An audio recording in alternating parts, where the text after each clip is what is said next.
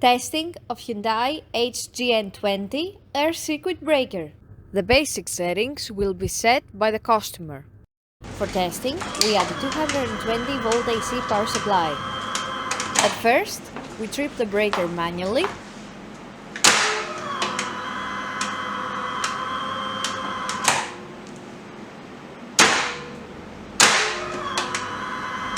Then, we trip the breaker with the help of the UVT.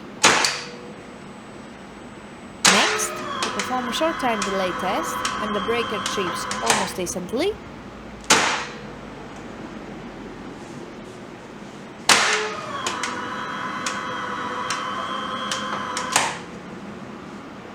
And lastly, we perform a long time delay test, and after about 15 seconds, the breaker trips.